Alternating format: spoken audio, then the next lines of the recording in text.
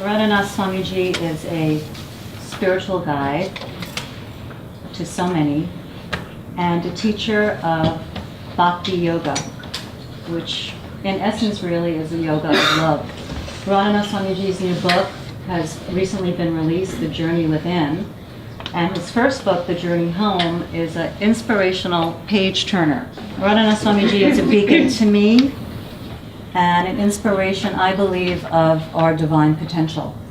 We've recently started a partnership with the Bhakti Center in New York, and a lot of the young monks and ex-monks are here. And with Radhanath Swamiji's blessing and encouragement, we started collaborating on a program for conscious transitioning in both centers. The Alliance for Conscious Transitioning is about the all, which is what Bhakti Yoga is about, because all religions are part of the all, while offering education on how other cultures approach this sacred passage we can learn from others. As Radhanath Swamiji says, all the different names of the sun does not make it any different, and God is like the sun, it's universal. The Alliance offers us a reminder of our mortality, so we are in gratitude and conscious for the gift of each and every moment. I believe that our inherent avoidance of death is in knowing we really do not die, and the conversation and the education opens us up to who we really are, divine beings of love. And thank you all for being here. This is such a sacred, incredible time.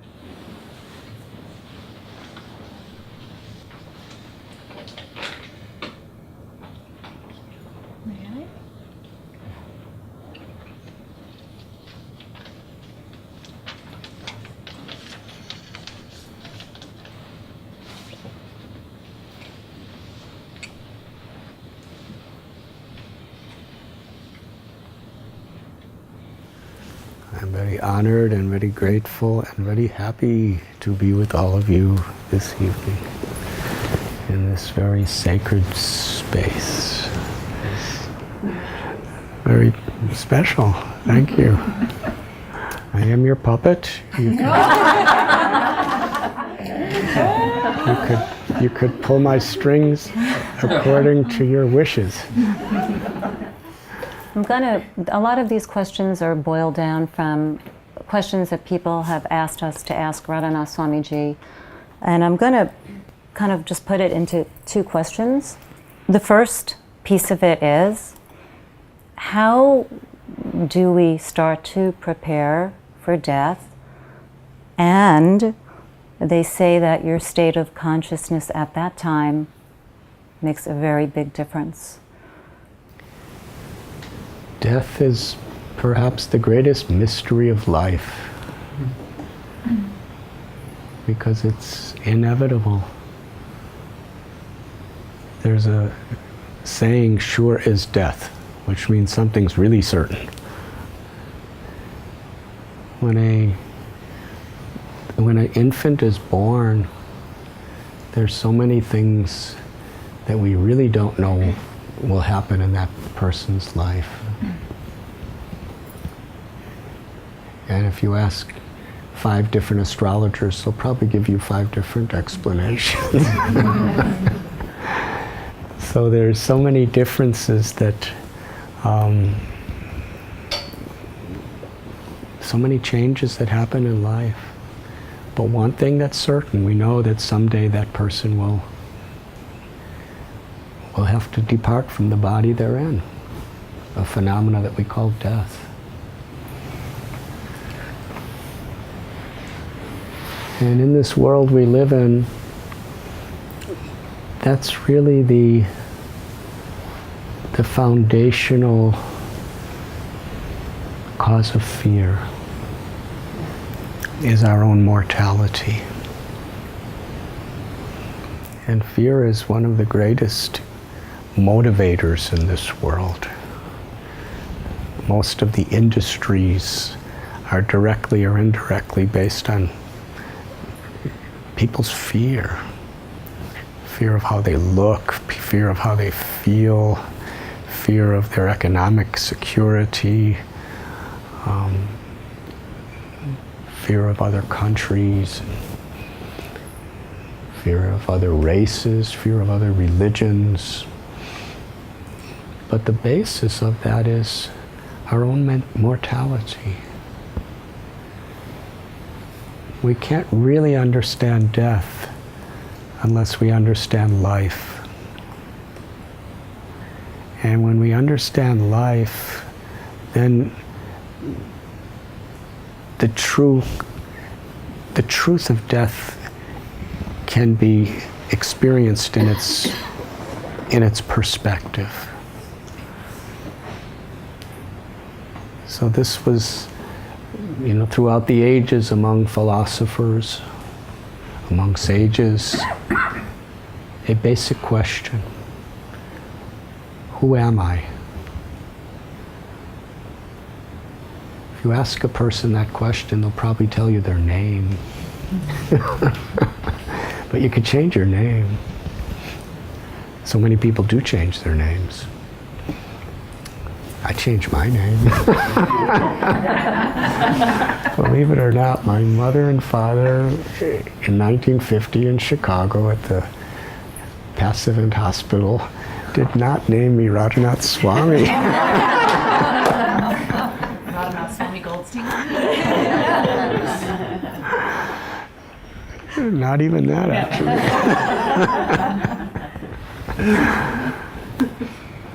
So we can change our names. And we can change our religion. We could change our nationality. We could change our minds. But we're not different people. And our body is always changing. When we're little embryos in the womb, we're just like little seeds that start to grow, and then little by little we start getting a little head and little fingers and little toes, and then our pancreas and our heart and our lungs start developing, and then we come out little babies, and we really don't know what's going on in the world. And then we grow into children, and then in America it's not easy, we become teenagers. Not easy for us or our parents. And then we become adults. Then we become middle-aged, old age. We dwindle. And as we come closer, death, the inevitability of death becomes very close to us. I was just with my father a couple weeks ago. He's 92 years old. And his awareness is very, very alert. But his body, there's always something happening. But he still drives every day. He goes to meet his friends. And they talk.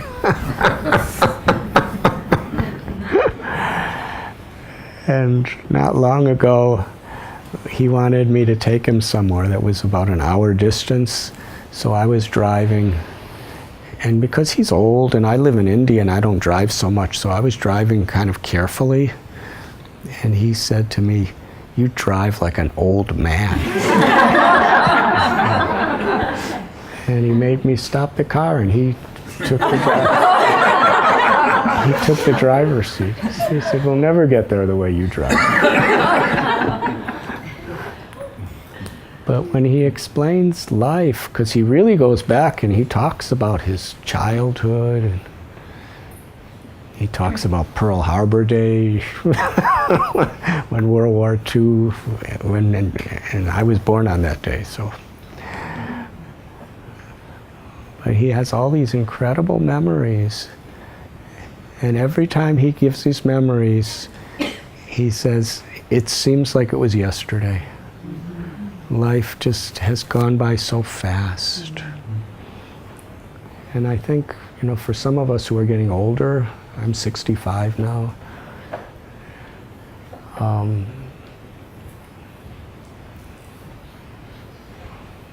the days and the weeks and the months really go faster and faster with time. So who is the witness of the changes of all the bodies? And who's the witness of all the changes of the mind? And this is a universal principle, to understand who I am. Am I this body, or am I in this body? Am I this mind, or am I in this body and mind? And is it my body, or is it me body? Is it my mind, or is it me mind? We say my because we're in it. And who is that is in it? Seeing through the eyes and hearing through the ears and tasting through the tongue and thinking through the brain and loving through the heart. In Sanskrit, the true self, the conscious force, is called the Atma, or the spirit. In the West, sometimes Atma is translated as the soul. In the Bible, it is said, what profiteth a person who gains the whole world but loses their eternal soul? And the Gita, this is the basic principle of all knowledge, is to understand the nature of the soul. Because unless we really understand who I am, then everything we know is not really known properly. To know the knower. Najayate mriyate va kadachit. That means that the soul, there's no birth, there's no death. It's eternal. Dehinosmin yata dehe komaram yoganam jada. The Gita tells, just as the soul is passing through this body, childhood, youth, old age, the soul is the witness. And similarly, at the time of death, it's another change. Nahanyate hanyamane saride. The soul does not die at death. It changes. Vasamsijnani yata vihaya. Just like we have a car, the body is like a car, and the mind is like the all that computer stuff that's in cars these days. GPS and the transmission, but we're the driver. We're the ones who are seeing through the windshield and making noise by pushing the horn and making the car move forward or backward or left or right. A car has no real purpose without a driver. And the car is going to get old. And we have to trade it in. And that's to the enlightened souls who have realized their eternal self. Death is that. It's a change. And what do we have a choice of how we're going to change and where we're going? The answer to that is yes and also no. Can I give an example? Please. If I go to JFK Airport, I'll see so many flights to so many different places of the world. So if I get on a flight to London, I choose the flight to London. And then when we take off and we're 30,000 feet above sea level and we're going the Atlantic Ocean, and I tell the airline hostess, I want to go to Los Angeles. They will say, well, we're sorry, but you're going to London. We say, well, I have my freedom of choice. I want to go to Los Angeles. And she will say, you had freedom before you got on the plane. But once you choose to get on the plane, you have no choice of where you're going. So we have a choice of what we're going to do, what we're going to speak, to some extent what we're going to think. And once we act, individual activities and the accumulation of our activities that determines our destination. As ye sow, so shall ye reap. So according to how we live our life, and according to the consciousness that we develop and acquire during our life, that will determine the destination of the Atma, or the soul, after it departs from this particular body.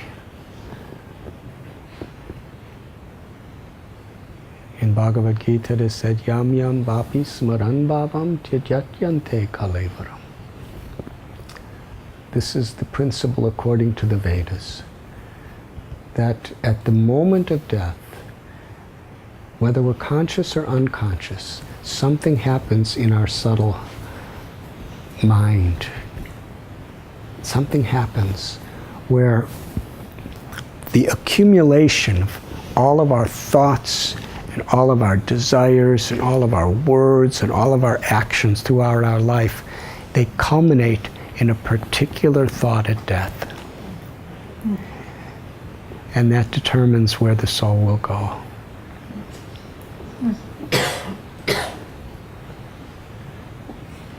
Antakali chamamiva smaran maktva kalevaram.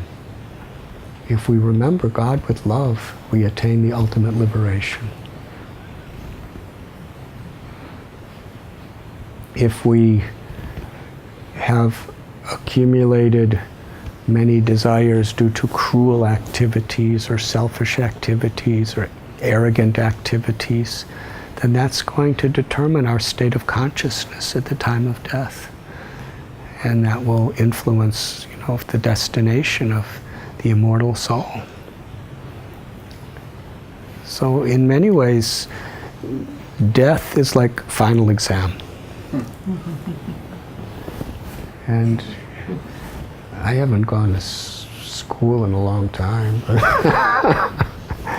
but you have so many tests during the semester, and the tests are there to help you to take seriously preparing yourself for the final exam. And a lot of whether you pass your class or to what level you pass your class is determined by the final exam, yes? And in many ways, all the courses, all the classes, if it wasn't for the final exam, students probably wouldn't take very seriously their studies. So the final exam is good because it kind of puts pressure on you to really learn the subject, assimilate the subject. So we know that the final exam is going to be there. And the various tests of life, tests in the form of temptations and fears and celebrations and challenges, they're all like tests. How are we going to respond? Are we going to grow? And then at the time of death, it is like that final exam. And in the Vedic perspective, Bhagavad Gita is a summary study of all the Vedas. It gives us this explanation that life is meant to prepare ourselves to really understand deeply what life is, what the purpose of life truly is, what our real goal is, what our nature is, who we are, so that when the final exam actually comes, we're really prepared. And then death is not just a dreary entrance into a dark void forever, but it's the doors opening into a light and a love that we're all seeking. And we can actually find the light of that love within our life. When we find it within our life, then death is just